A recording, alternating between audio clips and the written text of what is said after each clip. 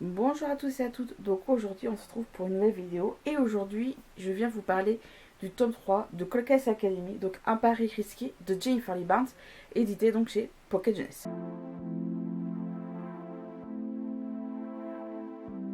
Donc dans ce troisième tome, le groupe de Casey, donc les Naturals, vont être appelés pour mener une enquête avec évidemment Briggs et Sterling qui sont un peu leurs profs, on peut dire ça comme ça. Ils vont devoir mener une enquête à Las Vegas. Il y a eu 3 meurtres en 3 jours, sauf que on se retrouve avec 3 modes opératoires différents. Le seul point commun qui relie toutes ces victimes, c'est une suite de chiffres qui leur a été indiqués au niveau du poignet. Pas de la même manière, mais en tout cas une suite de chiffres qui ont pas d'avoir de lien entre eux. Et en parallèle, faut pas oublier que Casey, sa mère est morte, présumée morte, depuis à peu près 5 ans maintenant. On n'a jamais retrouvé le corps de sa mère. Et le père de Casey lui annonce qu'ils ont retrouvé un squelette qui serait possiblement le squelette de la mère de Casey. Donc, pas de lien empirique entre deux enquêtes, mais c'est beaucoup plus profond que cela.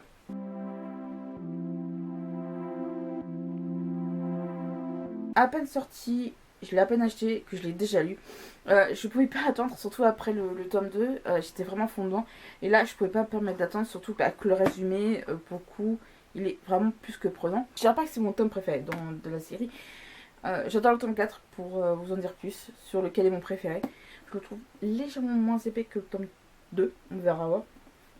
Mais il est tout aussi intense. Alors, Casey nous le rappelle vite fait dans ce tome-ci, il n'y a plus trop l'aspect cold case qui est traité. À la base, c'est pour ça qu'ils ont été recrutés. À la base, durant les formations, donc les Naturals, c'était leur nom d'origine, devaient uniquement traiter des cold cases pour vraiment se faire la main, pour vraiment développer leur don, etc. Cet aspect-là est au fur et à mesure oublié. On sent qu'il est très oublié, même dans ce tome-là. Parce que même dans les 2 premiers tomes, c'est vraiment. Ils ont amené à enquêter sur du concret, sur le terrain. Et justement, ça nous fait rappeler que, pour ceux qui ne savent pas, donc là, le titre de la série, c'est Cold Case Academy. Mais aux États-Unis, le nom de la série, c'est The Naturals, comme pour le premier tome. C'est comme ça qu'en tout cas, ils sous-titraient le premier tome. Mais en effet, là, c'est ça qu'on a tendance à oublier qu'à la base, ils doivent traiter uniquement des cold cases pour se faire la main. Mais là, il y a des enquêtes qui sont non résolues, qui sont reliées à 2 de nos personnages, pour le coup, qui vont remonter à la surface aussi également, mais qui auront quand même un lien avec l'enquête en cours. Mais ça, on saura au fur et à mesure que l'enquête avance, où ils vont peu à peu trouver des informations pour essayer de découvrir donc le fameux SUGIN, donc le sujet indéterminé. Alors là, pour concrètement, Las Vegas, parce que les enquêtes se passent justement à Las Vegas dans des casinos.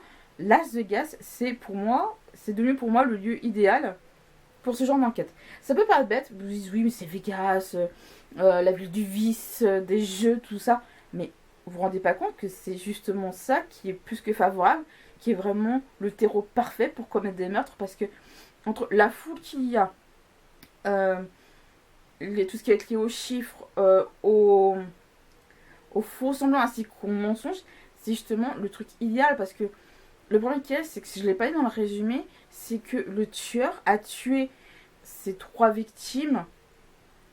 La personne ne s'est même pas fait prendre par les caméras de surveillance, déjà d'une, et il a pratiquement commis ça en plein jour. Donc c'est-à-dire qu'en gros, on a 0 témoin. Donc c'est pour ça que je vous dis que Las Vegas, c'est le lieu parfait, parce que, enfin la ville parfaite, parce que tu peux commettre un meurtre, personne ne se rendra spécialement compte.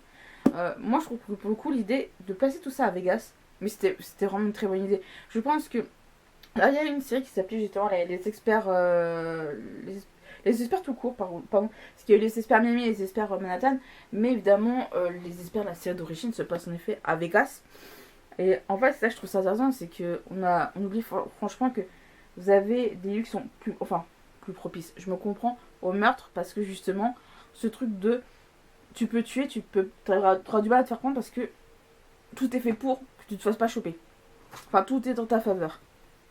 À part quand tu te trouves face à des profilers ou des gens comme les Naturals. Alors, autre point, on va parler de Sloane. Alors, Sloane, c'est, pour ceux qui ont oublié pour les 2 premiers tomes, c'est celle qui est une vraie craque en chiffres, en informatique, en statistique, tout ce que vous voulez. c'est vraiment notre petite craque là-dessus, c'est vraiment une craque en ce truc-là. C'est celle où on n'avait pas vraiment plus d'informations. On savait par exemple que pour Michael, on avait des infos sur son passé, que son père, justement, il a accepté de collaborer avec le FBI, et le FBI ferme les yeux sur ses fraudes fiscales. Dean, on le savait, fils de, comment dire, de tueur en série. Cassie, évidemment, parce que c'est qu'on suit majoritairement ici. Lia, on sait qu'elle a été. Qu'elle a vécu un temps dans la rue, mais on n'en sait pas plus. Sloane, c'est celle où on avait le moins d'infos qui est relativement à elle. On la savait, comme je dit, tout ce qui est une craque sur les statistiques, les chiffres, etc. On l'a assez accro au café, mais vraiment rien de concret. Mais on en apprend plus sur qui elle est, pour le coup. Dans le sens où on en sait plus un peu sur son passé. On en sait plus sur sa famille. Alors, famille avec de gros guillemets, hein, pour le. Je dis famille gros guillemets pour Sloane, parce que quand on apprend ce qu'on apprend là, c'est vraiment des très gros guillemets. Et sur les liens de la famille aussi. Quand vous êtes des enfants hors mariage et autres. Comment se faire apprécier de ses parents quand on est différent, ce qui est le cas de Sloane. Quand on veut, comment dire, avoir l'approbation et les compliments de nos parents quand on est différent, même qu'on fasse tout pour être parfait à leurs yeux et que ça ne marche pas. Donc tout ça, c'est ce qu'on ressent avec Sloane. Dans cette situation-là, je dirais pas que ça la rend plus humaine, ça la rend plus attachante. Par moments, oui, comme les autres, comme Cassie, Dean, etc. Par moments, Sloane a envie de la prendre dans nos bras pour dire tout va bien, on est là. T'es pas toute seule, parce qu'elle se renferme beaucoup sur elle-même, hein, Sloane, comme tous les autres, mais elle est vraiment très différente. Donc oui, en effet, on a envie de s'attacher. On s'attache à elle, en fait. Il y a là des trucs qui font qu'on s'attache à elle. Alors, ce tome-ci, par rapport aux deux autres tomes, notamment le 2, je trouve qu'il était vraiment intense. Parce que autant que le premier tome, on nous met un peu... c'est un peu le terreau de tout ça. Hein.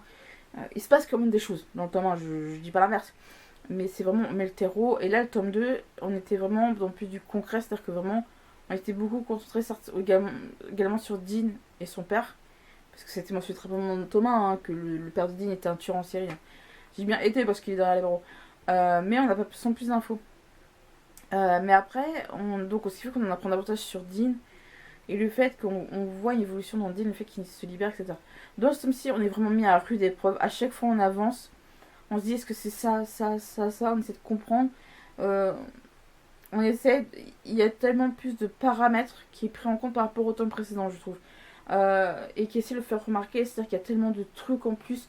Plus on avance, plus on a de nouveaux éléments. Ces nouveaux éléments, on va les mettre dans le concret de l'affaire. Et à chaque fois, on a d'autres infos énormes à assimiler, à digérer. Ce qui fait qu'au bout d'un moment, on a ce côté genre, au bout d'un moment, est-ce qu'on va avancer? Est-ce qu'on va vraiment avoir pleinement du concret sur tout ça? Surtout cette affaire.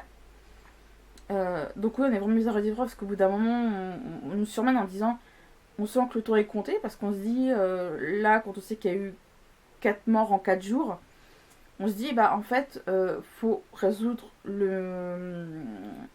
l'affaire au plus vite parce qu'on se dit, le lendemain, il y aura un nouveau cadavre, en fait. Et si on n'arrête pas, le gars l'arrêtera, mais il y aura combien de victimes? Donc, évidemment, il y a vraiment ce truc du contre-la-montre qui met tout le monde à rude épreuve, en fait, au bout d'un moment. Et quand il a dit, non, mais Cassie, calme-toi, parce que si toi, tu pètes un plomb, déjà, on en a 2 qui sont au bord de la rupture. Si toi, tu t'y mets, on s'en sort pas. En effet, là, ça devient vraiment... on ressent tout ce qui... cette lourdeur dans l'atmosphère et la personne qui représente bien ça, qu'il y a toute cette lourdeur, tout ça qui s'accumule, c'est non seulement Cassie, mais Sloane aussi. Sloane, elle a pas forcément les mêmes épaules que Michael, Lia, Dean et Cassie aussi. Mais Cassie pas autant que les autres parce qu'elle arrivait récemment au sein d'académie. Mais Sloane, c'est celle qui est la plus, je trouve, la plus sensible dans toute cette affaire, dans tout ça. Parce qu'elle est vraiment plus sur le terrain dans cette affaire-là que dans les 2 premiers tomes. Donc évidemment, je pense qu'elle gère pas ces situations-là comme les autres. Mais vraiment, quand on a plus en avance, on se dit, est-ce qu'on va avoir toutes les réponses? Pas vraiment. Parce qu'au fil de l'affaire, on a, comme je disais, des cold cases qui sont reliés à 2 de nos personnages qui vont se retrouver justement être en lien avec notre affaire. Et c'est ce qui fait qu'en mode, mais en fait, le fait que ces coquettes ressortent grâce à cette affaire, c'est dur à dire si c'est une bonne ou une mauvaise chose. Parce que, alors évidemment, là, c'est vraiment de la perception personnelle, mais il y a ce côté, pour ces deux personnages-là, on va peut-être avancer dans la relation de ces affaires-là, mais il y a ce côté, bah oui, c'est une bonne chose, on va peut-être résoudre ces affaires-là, mais il y a quelque chose de pervers derrière en mode, en fait, on continue remet le couteau à la plaie, mais est-ce qu'on va réellement avoir des réponses? C'est très très dur à dire pour le coup. Donc c'est ce qui fait que c'est hyper pesant, donc on se met très rapidement à la place de nos personnages. En tout cas, j'ai vu, alors c'est pas également dans le tome 2, on indique au début ici, avec tous les ouvrages de l'auteur, que le tome 4 sortira cette année. Donc, dans tous les cas, je vais le lire, je vais l'acheter, parce que ce tome 3 va nous laisser des questions, et j'espère sincèrement qu'on va avoir des réponses à nos questions.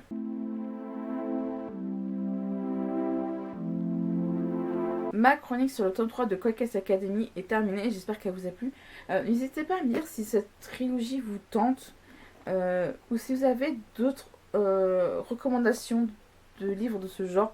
Moi, ça me tenterait de potentiellement découvrir de nouvelles lectures, et ça peut potentiellement, faire découvrir de nouveaux livres à d'autres personnes également.